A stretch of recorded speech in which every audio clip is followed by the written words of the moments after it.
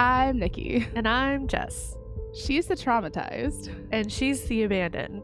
And welcome to our podcast, where we talk about true crime, spooky things, and everything in between.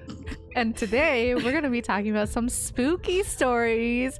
And I'm so excited. So how was your week? It was okay. I had to do the solo episode last week, so that was fun. That was interesting, editing alone. But it was good. It was good. Mm-hmm. Had a genuinely relaxing week. How about you? How are you? Yeah, I got moved into my grandpa's house. I'm settling in somewhat okay-ish. There's a lot still emotionally I need to deal with, which will probably take a long time. But I'm here. I'm surviving. And yeah. April Fool's. Not about what I said, but No. about our whole intro. So on a real note. Yeah. How was your actual week? It was for any of you who are just listening or very confused right now, it's April Fool's Day. Well, it will be when this comes out. Yeah. So we switched camera positions, well, because I needed to, but also it made us think that it's April Fool's, so we should just switch the entire thing. So yeah, if you didn't catch that, yep. I'm also that person who does a joke and explains it, so that's who I am. Anyway, my week was great. Ish. Was I close? Yeah, my description? No, okay. Yeah, for sure. Definitely in a new place. Hi, how are you? New surroundings, new setting. It's very, very quiet, very relaxing, very peaceful, which is different, especially like with the empath side of things. Mm-hmm. I didn't realize how loud it was, and my first couple nights here was really it's quiet. It's not just quiet, you know what I mean? But it's it's so weird and it's so strange. However, I did realize yesterday my little brother had his baby shower, and it's so cute. I'm really excited for them. So exciting. So many cute baby clothes. Oh my gosh. But I realized I'm gonna have to figure out a way, because that being around that group of people for 2 hours just drained me, because now I'm used to being away. Mm-hmm. So it's gonna be an adjustment period. Definitely. But it was really good. My grandmother's memorial service was really beautiful. Genuinely, just amazingly beautiful. And I'm helping out my grandfather, and we're helping each other, and that's really a beautiful time. And I have a little bit of time before I start my next job, so it's a really good transition period that I'm genuinely I feel blessed to have, because I don't think a lot of people get to have this. Mm-hmm. They just have to keep trekking. Meanwhile, I'm you know what? I'm gonna go sit outside for an hour. Just I'm able to do that. And it's really decompress nice. From being in a city setting. Yeah, for so long. It's crazy, and I've definitely, oh my gosh, I literally just staring at a mountain. I've missed my mountains. They were mountains in New York. I'm not saying they're not, but it's where I am now.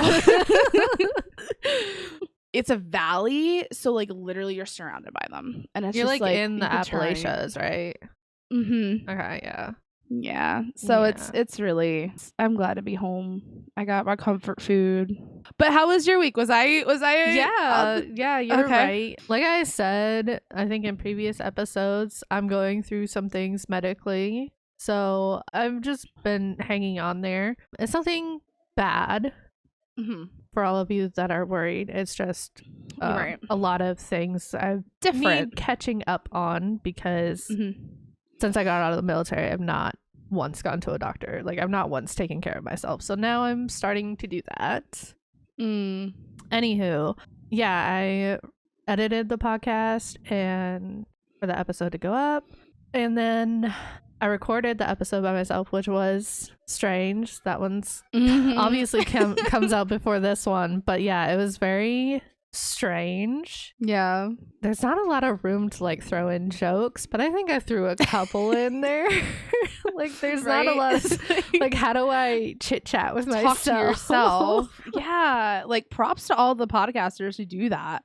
Like I would not be able to carry on a conversation with myself. I don't think. I mean, we stream, but that's different because we're streaming. You still interact with someone, like the chat. Right. Exactly. Like, I think that's why most like solo podcasters have like, they just put out the information. They don't really like, I mean, you can't really have a conversation about it. No, that's true. But yeah, that was my week. So yeah, hanging in there, recorded, edited, on time. Like the times that I've been alone, I've done everything on time. Proud of myself.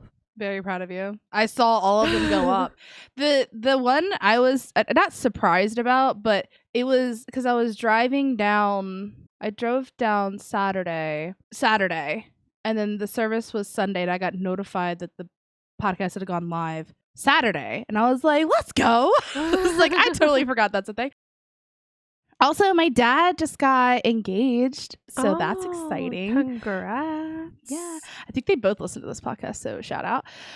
Oh, so I shouldn't ask if you like her. I do, though. Okay. Like, genuinely. I mean, you can, because I like genuinely love her. Like, she is amazing. So sweet. They're very cute together. They're so cute. He sent us pictures. I was like, oh my gosh, they both look so happy, and I'm so happy for them. So that happened yesterday too, with the baby shower. It was a lot for my family, but all good things. Love that though. Anyway, fun fact of the day. Fun fact of the day. Did you know that a bolt of lightning is 6 times hotter than the sun? When people get struck by it and live?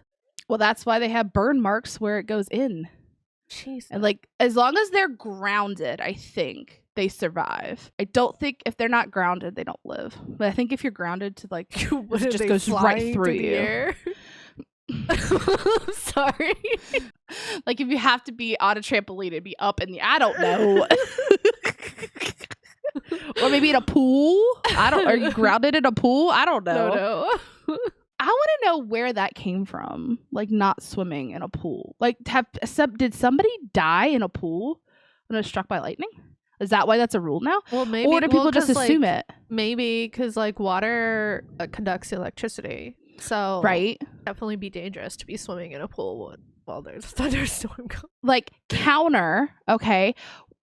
How big is the water for like that dispersion? Like, what if you're swimming in a lake and it gets struck by lightning, or an ocean? I mean, you know what I mean? If so, like eventually it dissipates. So what's the size for that? Like, is it okay to be swimming in a lake? Is it like, God forbid, you're just too close to the lightning when it like? People don't understand electricity. Hit me up. I have questions. I know Apparently Google's a thing, many questions. So many questions about it because as a kid, it was like.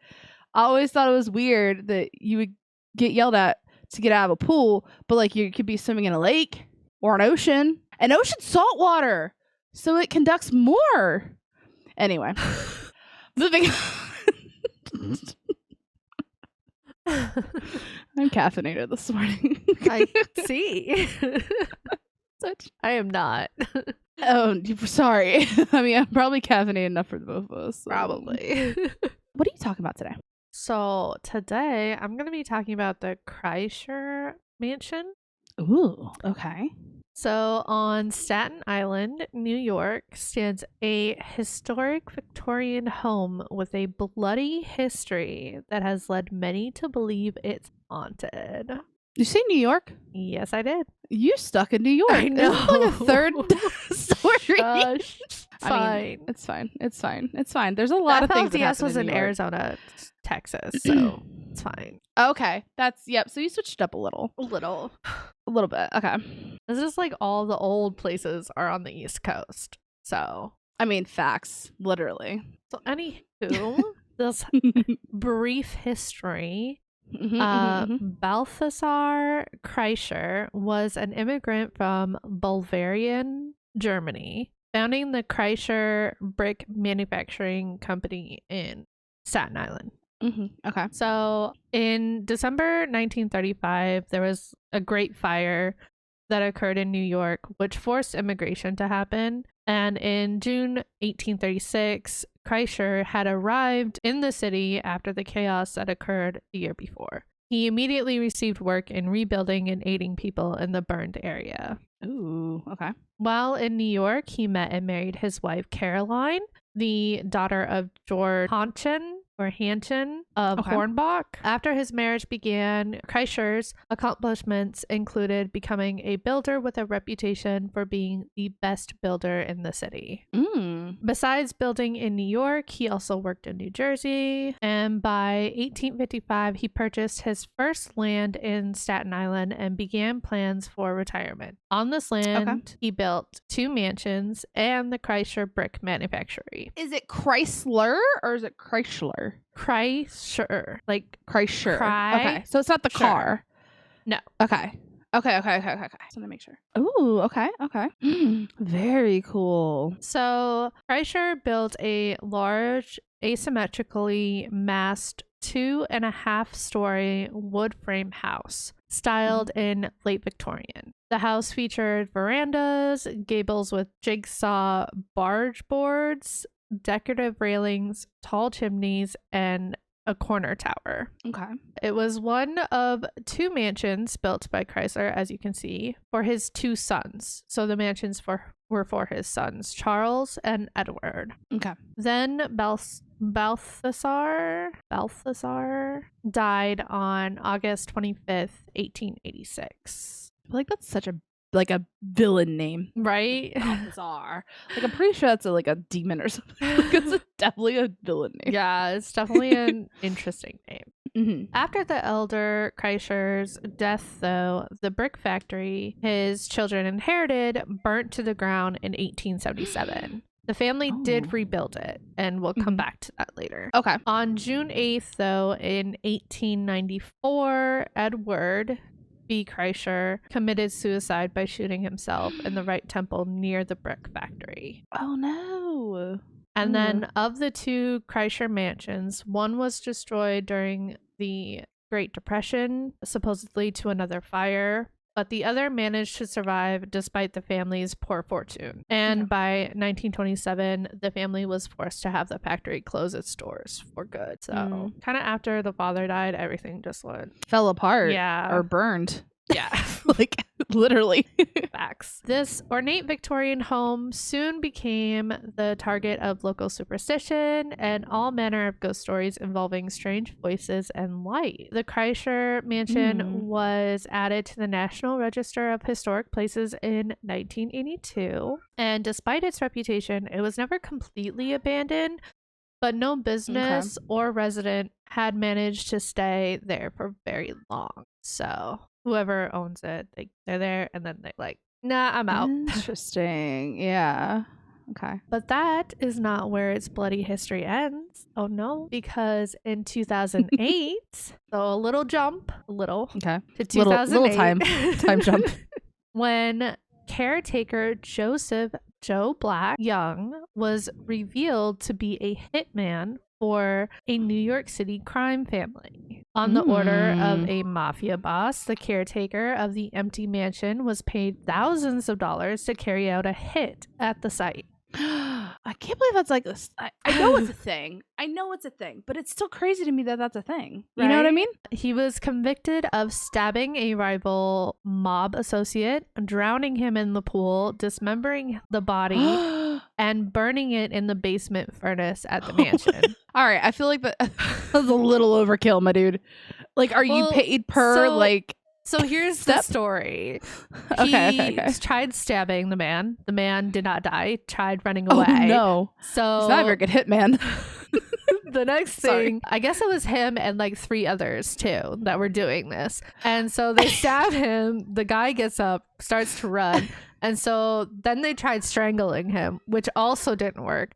So finally, he takes the man to this shallow pool that I don't even think was an actual pool. It was probably just a tub of water, and drowned him in there. And then finally he passed away, and they took the body downstairs and they all cut him up and threw him in the furnace. And yeah, this is his first day of the job. This was his first hit, and it did not go well. I can imagine. Did you ever see Boondock Saints? Yes. Okay, so you know Rocco, when like the two like main characters take him on his first like whatever. I feel like that was his hitman. Like, he is Rocco. Like, he tried, and they're just like, my dude. Like, they're just trying to let him do his thing. They can't do it. Oh man, insane. Yeah, absolutely. So that's the history of this lovely place. Okay. We're gonna get into the spooky thing. So, ghost sightings. While getting ready for a 2019 concert series at the Victorian home, Rick Rispoli witnessed hearing a woman crying and doors slamming. The crying woman is said to be the ghost of Edward's wife, and many people have claimed to hear her weeping throughout the house over the years. Interesting. That makes sense because her husband killed her, and killed her. So himself, yeah. Another claim is a little boy around the property.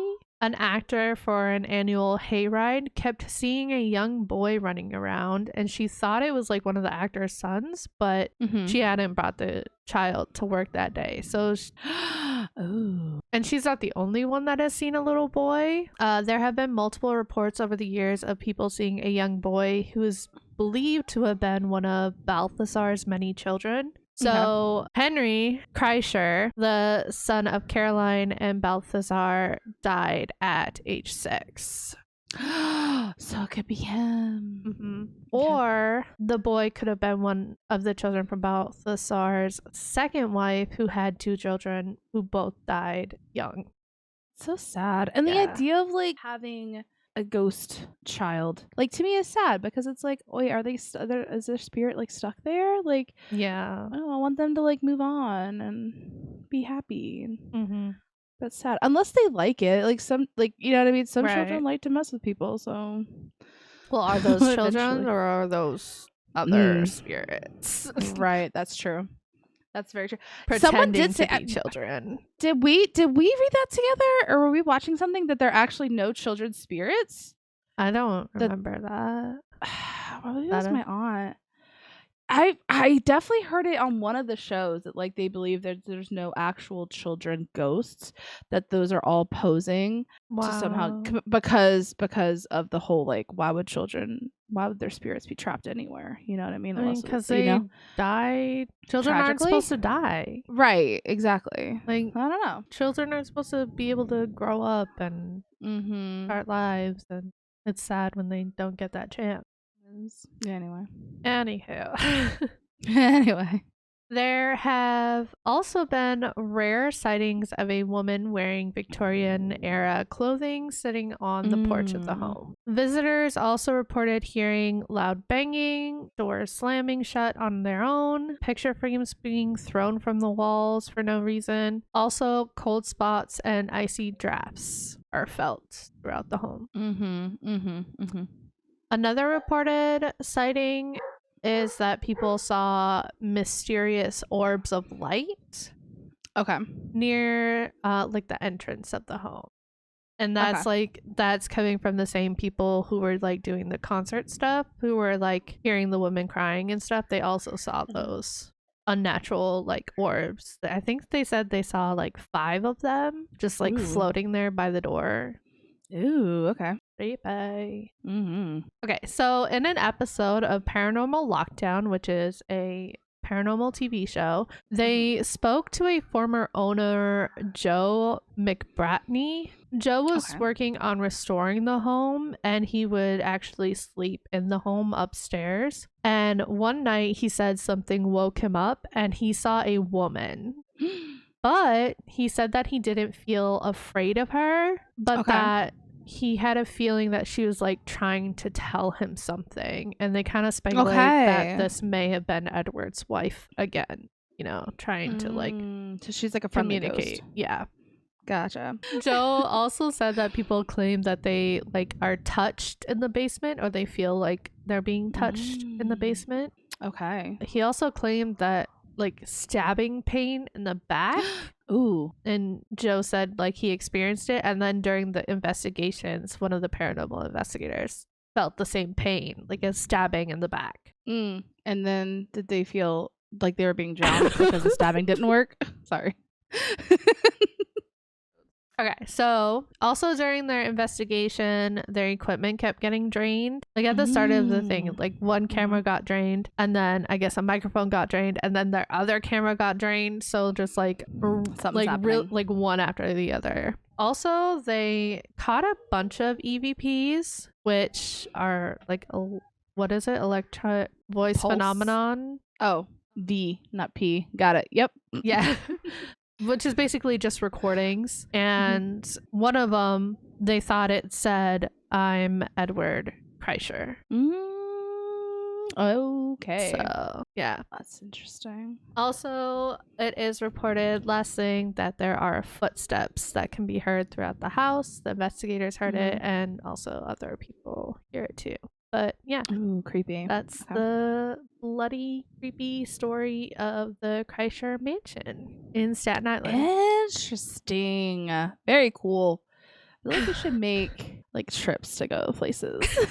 I definitely want to go visit mine. So we should just make like a girls trip and just go investigate. We're both such babies though. We'd probably be freaked out within 5 minutes and then well, as long as we go on guided tours, right? Right. That's true. Side note.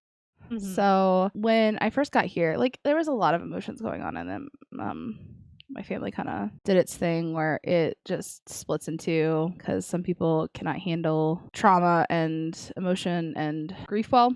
By the way, I heard something the other day that I think I heard it on TikTok. So it was the victim talks about the trauma that they experienced, and the narcissist talks about the victim.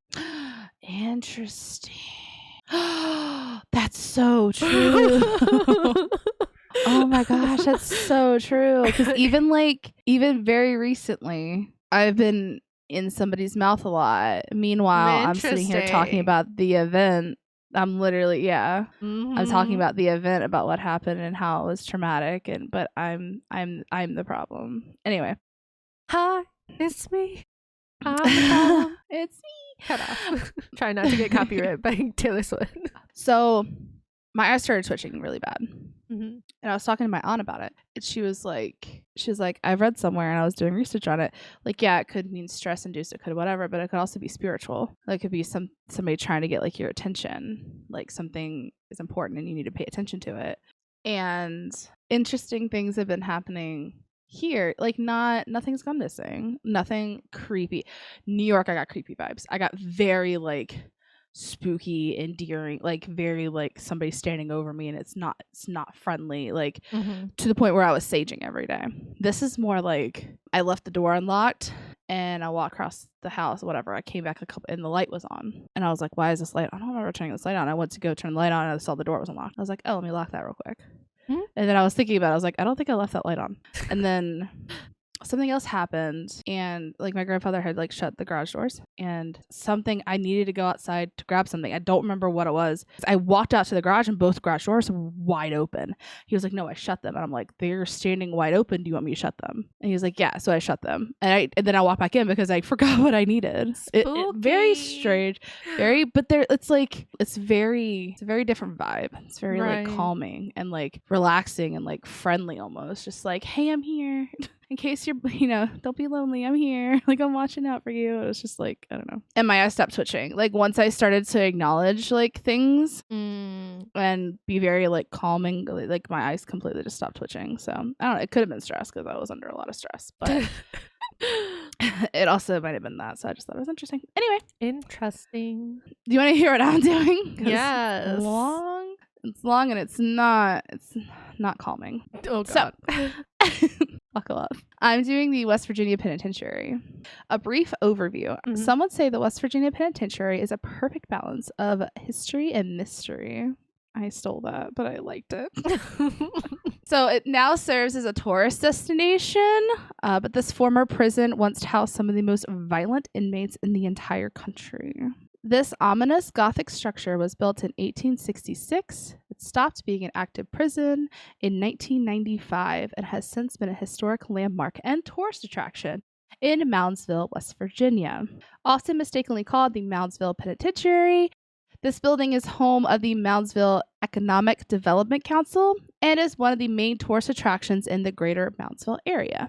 Located directly across the street from Grave Creek Mound, many school and touring groups plan functions to learn a little history of West Virginia. Touring is not the only reason people come to visit, however. Often called one of the most haunted places in America, those interested in paranormal take advantage of the special events held at the pen. So we're going to go into a little bit of the design because it's wild looking. The penitentiary's design is similar to the facility the 1858 state prison in Joliet, Illinois, with its Gothic stone structures complete with turrets and battlements, except it's scaled down to about half the size of that prison. The original architectural designs have been lost. Oh. The stone walls are 5 feet thick at the base, tapering to about 2.5 feet at top, with foundations of about 5 feet deep, which 5 feet is about 1.5 meters for those who do not do feet. The center tower section is 682 feet long, which is 208 meters. It lies at a western side of the complex along Jefferson Avenue and is considered as the front, as this is where the main entrance is located.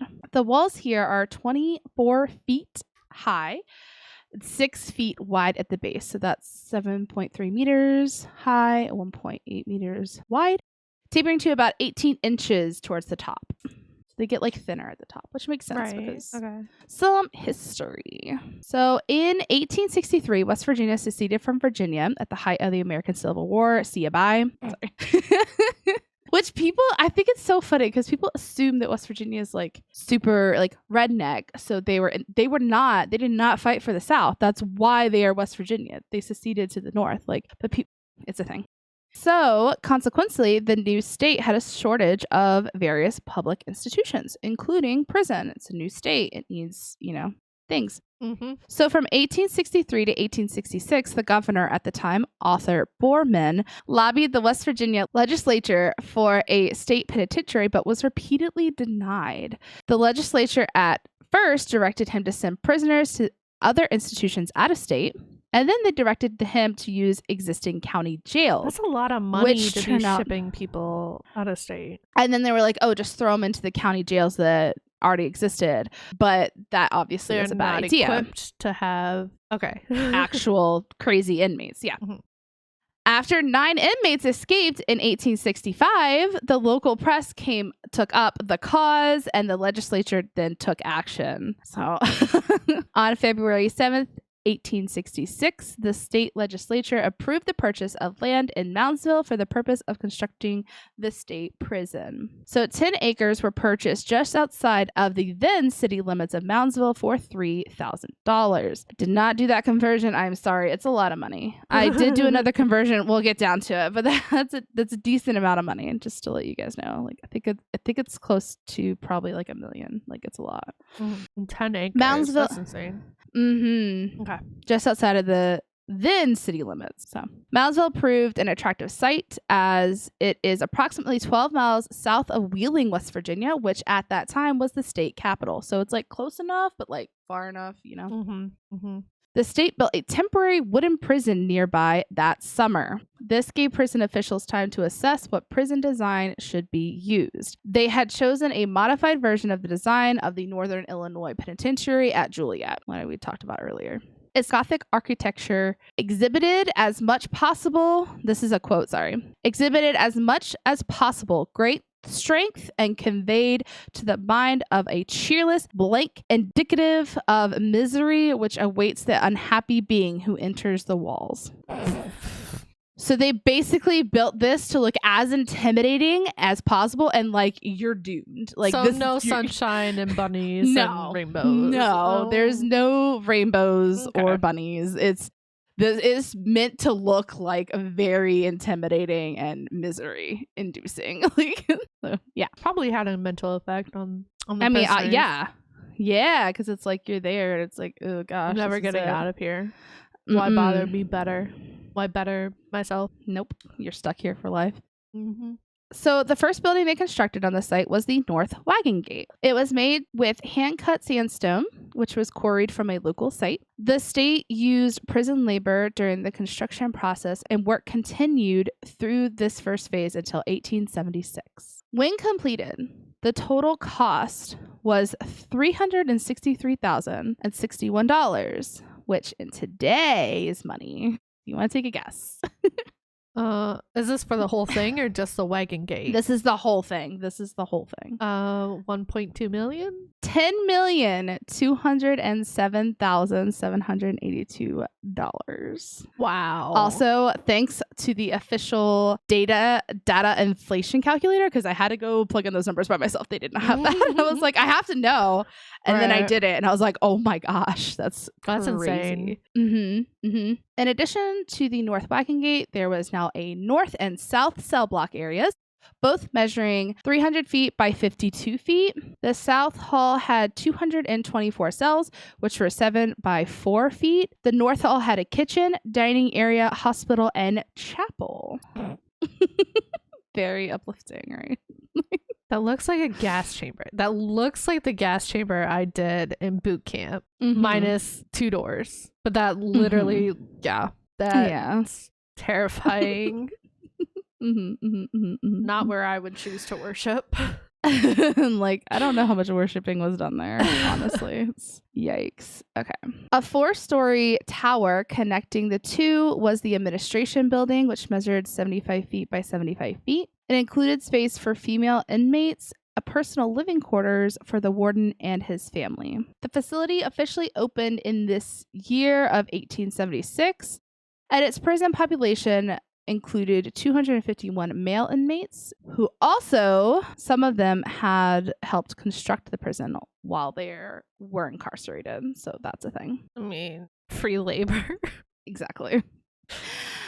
After this phase, work began on prison workshops and other secondary facilities. In addition to construction, the inmates had other jobs to do in support of the prison. In the early 1900s, some industries within the prison walls included a carpentry shop, a paint shop, a wagon shop, a stone yard, a brick yard, blacksmith, a tailor, a bakery, and a hospital. Wow, that's a lot.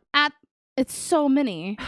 At the same time, revenue from the prison farm and inmate labor helped the prison financially. So basically, this was a self-sufficient prison. Like they had their own farm. They could do everything and anything they needed to here. Now, the conditions at the prison during the turn of the 20th century were decent, according to a warden's report, which stated that, and this is a quote, both the quantity and the quality of all the purchases of material, food, and clothing have been very gradual but steady, improved. While the discipline has become more nearly than perfect, the extraction of labor less stringent. Education was actually a priority for the inmates during this time. They regularly attended classes. Construction of a school and library were completed in 1900 to help reform and educate the inmates. Everything sounds great, right?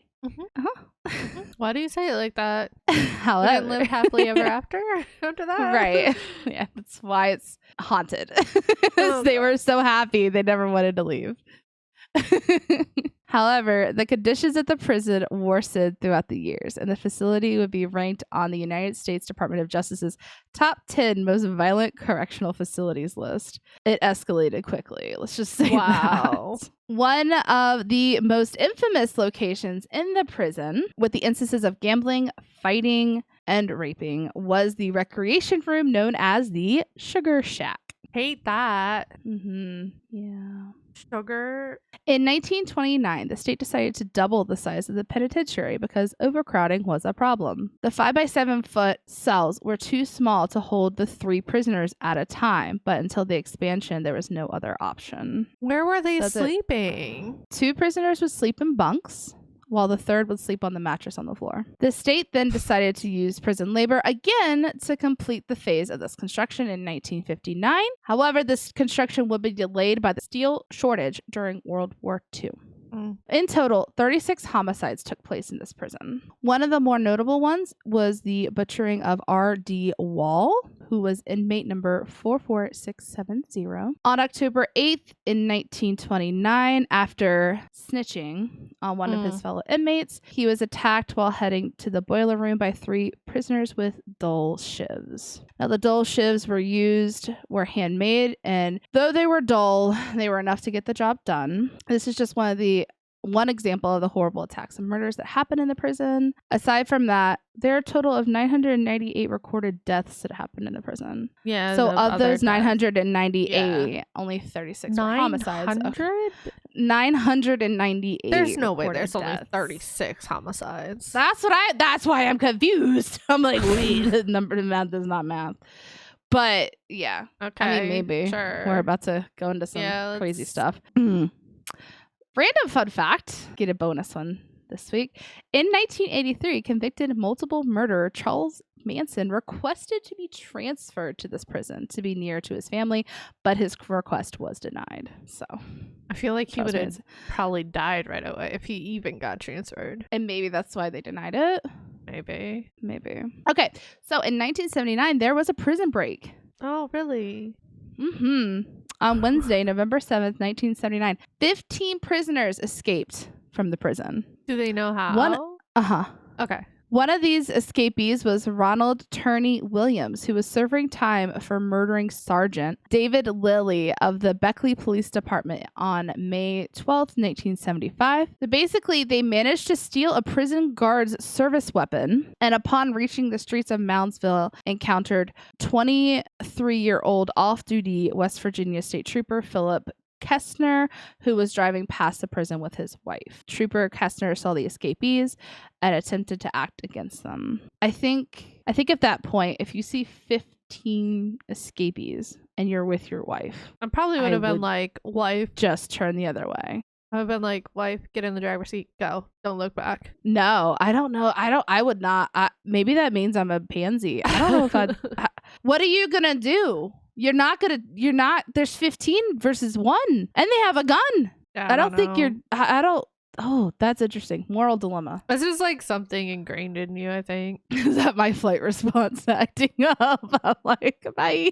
I mean, but I would call it in. I would call for backup. I don't know if I would. But yeah. I mean, I think that's why like military prisons don't have weapons, is because the prisoners can't get them away from you. So yeah, especially because like a lot of like, well, for especially Marine prisons, we're coming straight out of boot camp into prison guards, and then you've got people who've been deployed, people who have been like special operations, seen some like stuff. prisoners who have been like actual sea combat, and you expect a little 18-year-old POC to be able to outpower him? No. Yeah, that's not gonna happen. That's true. Okay, so Trooper Kestner did the thing. He tried to be a hero. He attempted to act against them, yeah. The prisoners ended up pulling him from his car, and Williams shot him. Trooper Kestner returned fire at the fleeing suspects despite being mortally wounded. So even though he was dying, he still was trying to take him out. Dude's a hero. Williams remained at large for 18 months. He would even send taunting notes to authorities and then would make the FBI's most wanted list. Top 10 most wanted list, yeah. During that time, he murdered John Bunchek in Scottsdale, Arizona during a robbery and was connected to crimes in Colorado and Pennsylvania. This dude. Wow. After a shootout with federal agents at the George Washington Hotel in New York City in 1981, he was apprehended and returned to West Virginia to complete several life sentences. Arizona sought extradition for his execution, but as of March 14th, 2023, he remains at West Virginia Penitentiary. Wait, so when was this escape? In the 1979. He's still alive? How old is he? I don't know. I could figure out. Like 80. I must be. He was born in 1943. So 80. He's 80. Yeah. Damn. Wild. And I do believe death penalty is not legal in West Virginia. So that's why Arizona wanted him. They wanted to give him the death penalty. But in 1986, there was a riot. Place is crazy. So January 1st, 1986 was the date of the most infamous riot in the history of the penitentiary. So West Virginia Penitentiary was undergoing many changes and problems, and security had become extremely thin in all areas. Since it was a cons prison, Most of the locks in the cells had been picked, and inmates roamed the halls freely. Bad plumbing and insects caused rapid spread of various diseases. The prison was holding more than 2,000 men, and crowding was a common issue. Another major contribution to the riot's cause was the fact that it was a holiday. Many officers had called off work, and prisoners planned to conduct their uprising on that specific day. It was New Year's Day, in case nobody else caught that.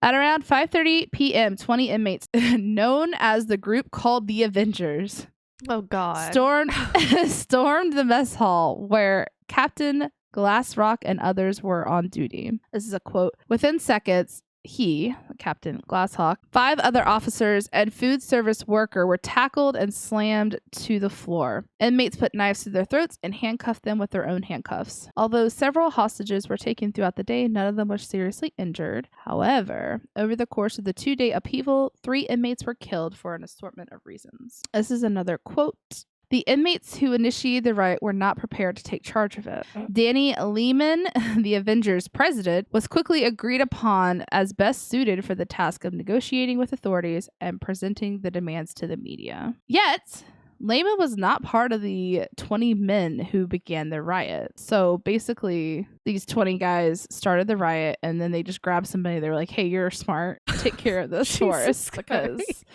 they didn't know what they were doing. They're like, you could do it. The governor, Ark Moore Jr., went to the penitentiary to talk to the inmates. This meeting set up a new list of rules and standards on which the prison would build. National and local news covered the story, as well as the inmates meeting with Governor Moore. And then the riot ended. They basically gave demands. And they weren't like crazy. They weren't like, free us. They were like, hey, we don't want to die from diseases anymore. Right. There's rats and bugs everywhere. Can we get clean food? Like, yeah. They weren't crazy demands, and so they met, you know. Alrighty. Buckle up. Oh, we were already buckled. Okay. From 1899 to 1959, 94 men were executed at this prison. I thought they... Oh, is this before they abolished the... Okay. Hanging was the method of execution until 1949, with 85 men meeting that fate. The public could attend hangings, which were public until June 1931. On that date, Frank Heyer was executed for murdering his wife. When the trap door beneath him was opened at his full weight, settled into the noose, he was instantly decapitated. What? What do you mean? No way. How's that happen? What? It was... Was he big? He was a big boy, and the noose wasn't done right, and the trap door dropped, and following this guillotined by a fucking noose? Following this event, attendance at hangings was by invitation only. They were like, nah. What the fuck? I mean, at least it was quick. No words. Because the idea of hanging isn't... The idea behind it is it's supposed to snap their neck. Yeah, it's supposed to be quick. It's supposed to be quick. And I had no idea it could go wrong the other way. Like, I knew it could go wrong by, like, them having to suffocate. Strangling. Right. I no clue that was a possibility. Wow. Thanks for that. I told you to buckle up. The last man that was executed by hanging was Bud Peterson from Logan County, and he was actually buried in the prison cemetery because his family refused to claim his body. I mean, can't blame them sometimes. Beginning in 1951, electrocution became the means of execution. Oh, not gas chamber? That's surprisingly looks like a chapel.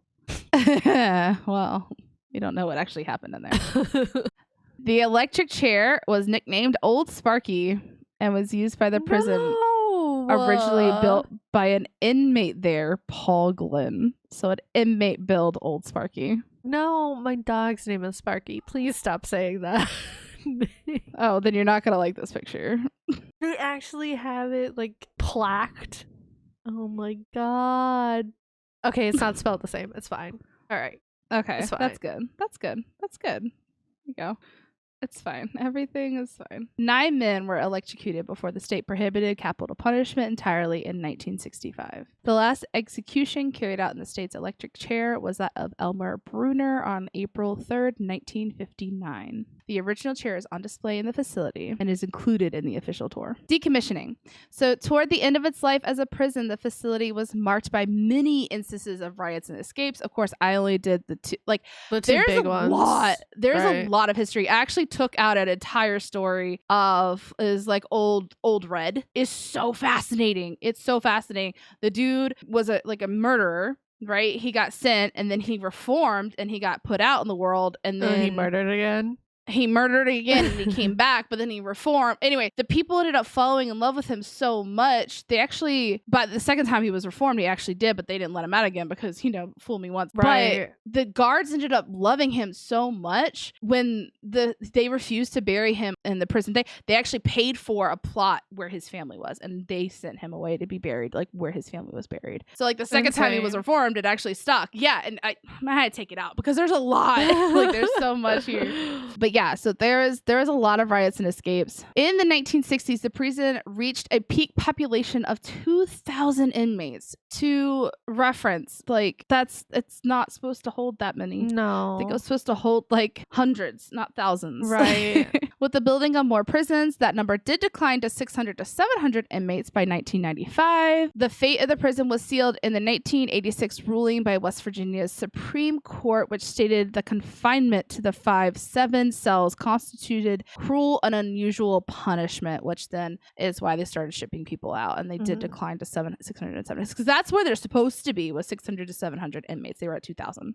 So Jesus. West Virginia Supreme Court ruled that it was cruel and unusual. So within 9 years of that ruling, West Virginia Penitentiary was closed as a prison. Most of the inmates were transferred to Mount Olive Correctional Complex in Fayetteville County, West Virginia. A smaller correctional facility was built a mile away from Moundsville to serve as the regional jail. So the place is still there, but they basically decommissioned it as a prison by 1995. On to torture, murders, and hauntings. What? I told you this is a long one. I'm sorry.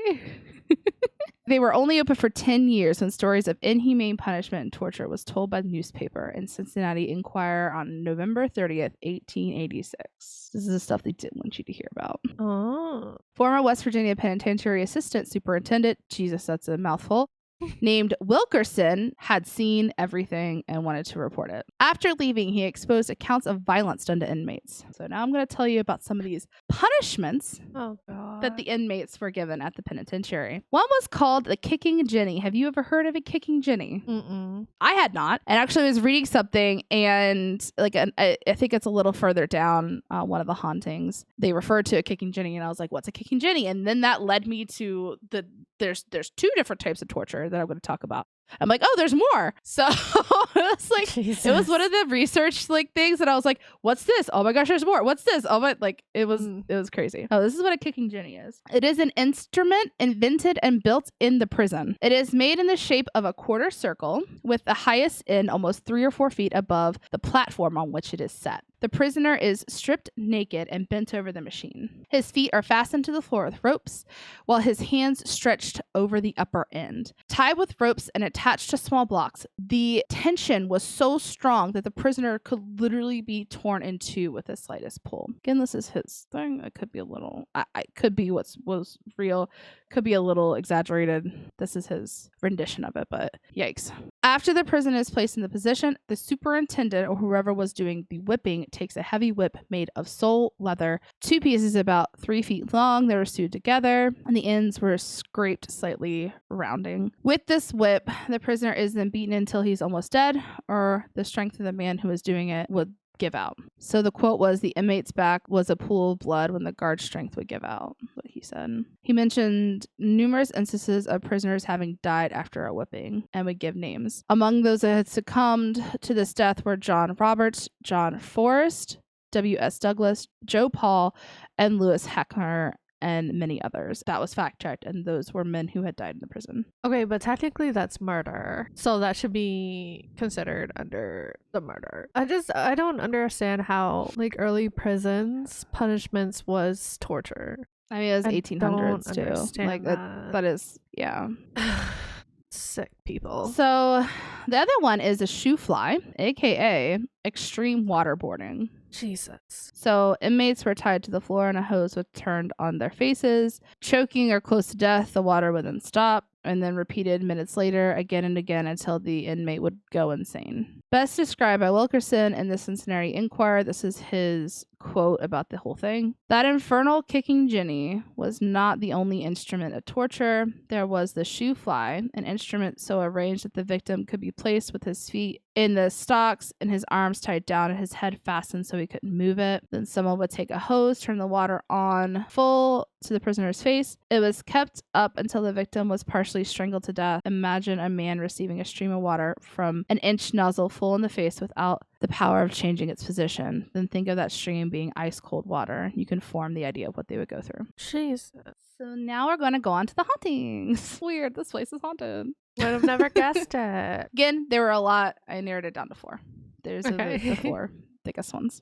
So the spirit of the snitch. This is the ghost most often seen. It's the maintenance man that lived in the basement. He's often seen by the living wandering around the bathroom area of the basement. The maintenance man had made it his hobby to report the wrongdoings of inmates to the guards, which must have made him feel important and superior, so he was literally a snitch. Idiot. However, the inmates obviously got together and shivved him with the homemade knives while he was sitting on the toilet, apparently, so which is why he's found around the bathroom area.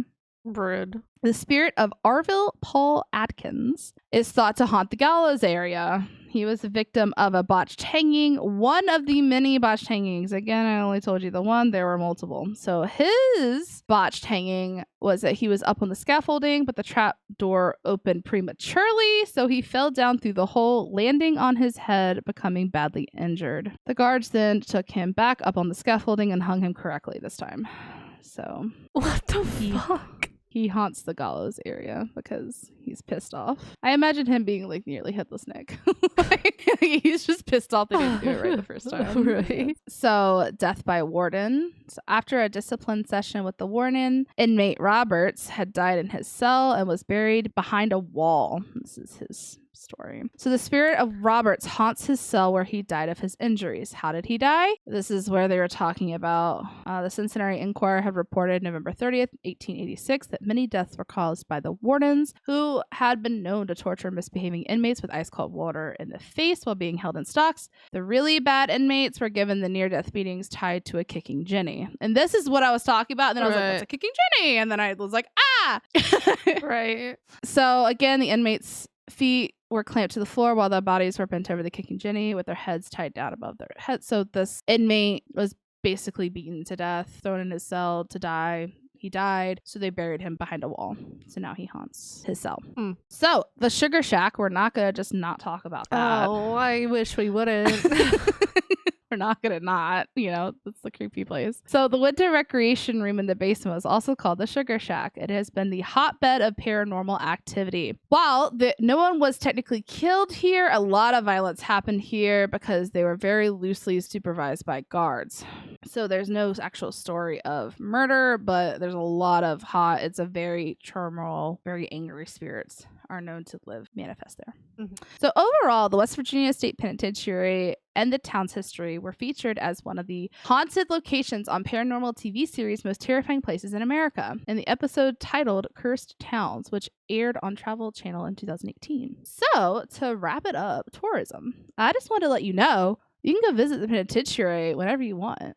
They offer a variety of tours, including a 90-minute guided day tour that walks you around the Gothic-style structure, focuses on the main level facility. There's a 45-minute tour on the North Walk that takes you through some of the oldest, most active parts of the facility. It's more paranormal. The Twilight Tour, where you can actually enjoy evening at the prison during twilight hours on some Fridays and Saturdays. And there's literally so many more. I have a whole website there. I think there's 20 tours you could choose from. Damn. There is even an Escape the Pen, which is literally a theme escape room you could do. There are spooky ones that you have to be 13 years or older. There's one was a public ghost hunt that's $75. Hello. It's a 6-hour long tour. This one you have to be 18 years older to go on. 6 hours? So it's 90-minute guided tour. And then they just set you free to just do whatever you want. $75. That's it. They could do that. At night. It'd be fun.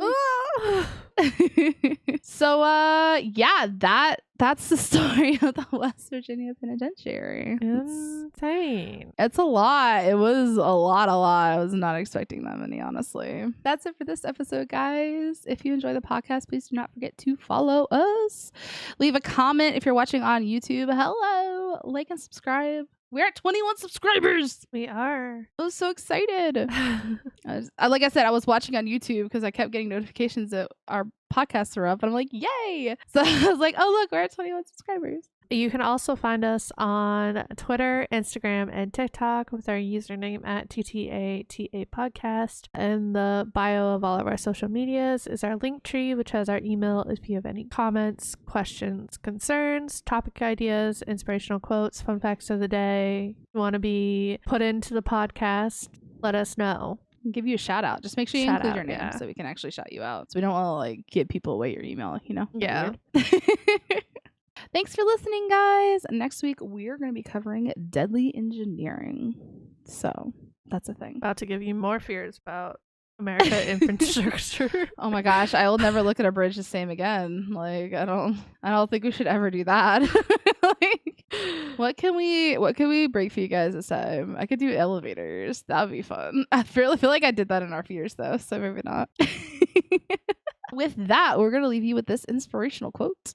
This week's inspirational quote is, "Doubt kills more dreams than failure ever will." Ooh. By Susie Kasim. Okay. I like that a lot. Right? It's so true. Because like doubt, if you sit there and doubt, you won't do anything. Mm-hmm. That's so true. Thank you for that. Yeah. All right. Thanks for listening, guys. See you next week. Bye. Bye.